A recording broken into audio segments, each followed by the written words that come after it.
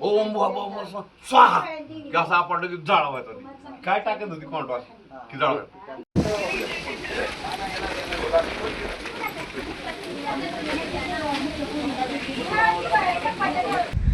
नमस्कार मित्रांनो, भावांनो, आज मी एका ठिकाणी आलोय, ते म्हणजे भोलाई देवी मातेला आलोय. आणि हा मोठा कडा, हा डोंगर आहे. आणि इथं मी आज दर्शनाला आलोय. आज शुक्रवार आहे. आम्ही दोघंही आलेलो आहे दर्शनासाठी. तुम्हाला दाखवतो कसं काय आतमध्ये देवी माता बसलेल्या आहेत. आणि पूर्ण दगडामध्ये, पूर्ण पाषाण दगडामध्ये आतमध्ये भुयार आहे. आणि त्या भुयारामध्ये देवी आहे. हे म्हणलं जातं की 5 पांडवांच्या काळापासून इथं देवी प्रकट झालेली आहे. तर ते आपल्याला मंदिर पाहायचं आहे. आणि चला आपण पाहूया कसं मंदिर आहे ते. चला. बघा भोलाई देवी, बघा इथं पण नाव लिहिलेलं आहे, भोलाई माता प्रसन्न. आणि हे खूप पूर्वी, म्हणजे आम्हाला सांगता येत नाही, आमचा जन्म व्हायच्या आधी किती काळापासून इथं मंदिर आहे. हा भोलाईचं जी मूर्ती आहे ती हा आत भुयारामध्ये आहे.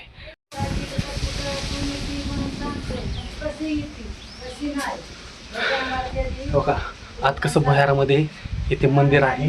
आणि पायऱ्या आहेत आतमध्ये जाण्यासाठी. आणि बघा दगडाचं पूर्ण पाषाण दगडाचं आतमध्ये देवी प्रकट झालेली आहे. भोलाईचं मंदिर आहे.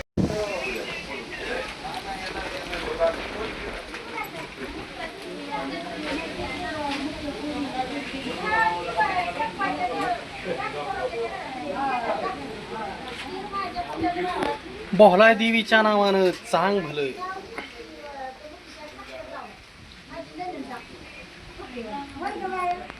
हे बघा भोलाई देवी आतमध्ये ह्या भुयारामध्ये आहेत. असं मंदिर आहे आतमध्ये पाषाण पूर्ण.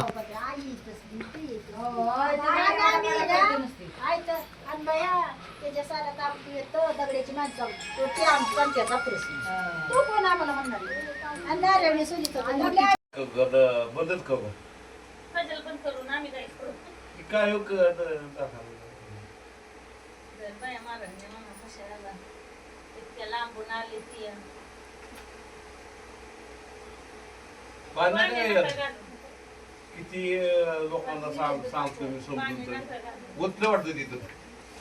इकडे इकडे लक्ष देत होती का शब्द बोलायचा हे आपले सगळे भक्तजण येऊन बसलेत. सगळे देवीचे दर्शन करण्यासाठी आलेले.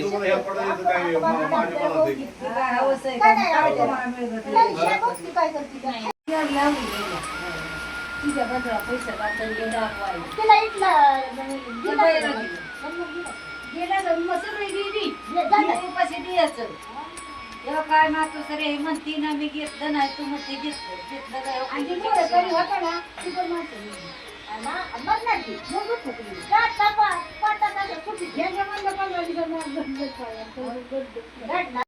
काकी माझा सांगितलं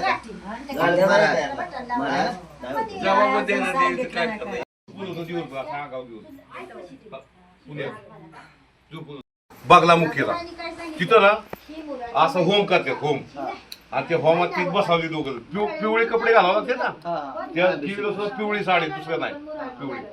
आणि ती होम केला ना, ती पूजा म्हणत होती ओम बाबा स्वाहा की असं आपण की जाळवायचं होती.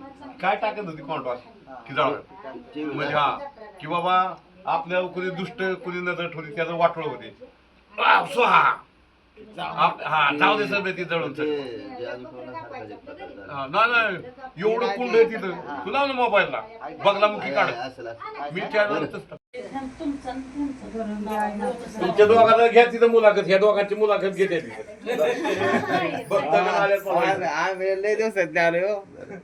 की भोलाई देवीच्या नावानं चांग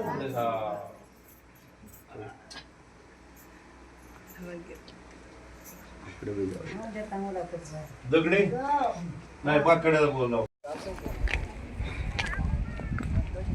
आता आपण भोलाई माता देवीचं दर्शन घेतलंय. आणि आता आपल्याला जायचं मसोबाला. तर ते मसोबा बघा, ते दाखव. बोरीचं झाड आहे, त्या बोरीच्या झाडाखाली कुटुंब आहे. तर आपल्याला दर्शन करायचं आहे, अंडररोट वगैरे ठेवायचं आहे, निवेद दाखवायचं आहे आणि मग आपल्याला घरी जायचं आहे. तर चला.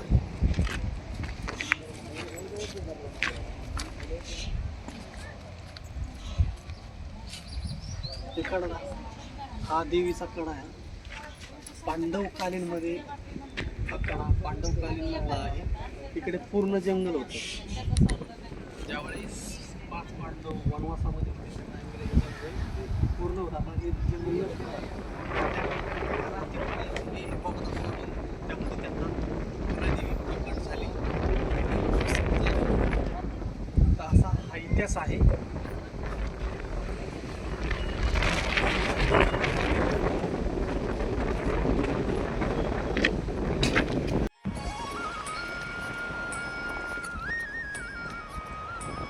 आता आपण मुसोबा देवापाशी आलो. हे बोरीचं झाड आहे. आता ते उन्हाळ्यामध्ये पाऊस नसल्यामुळे ते पाला वगैरे गेलेला आहे. आणि हा मुसोबा देवापाशी आपण आलोय.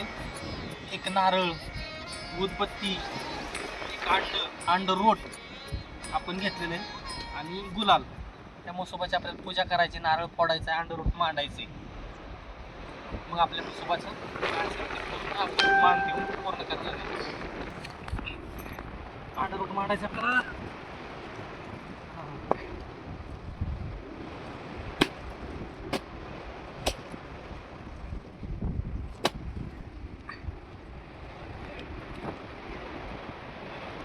बोला बोला मसोबाच्या नावानं चांग भगवंता सगळ्याला सुख समाधान दे, घर प्रपंचाला यश दे भगवंता.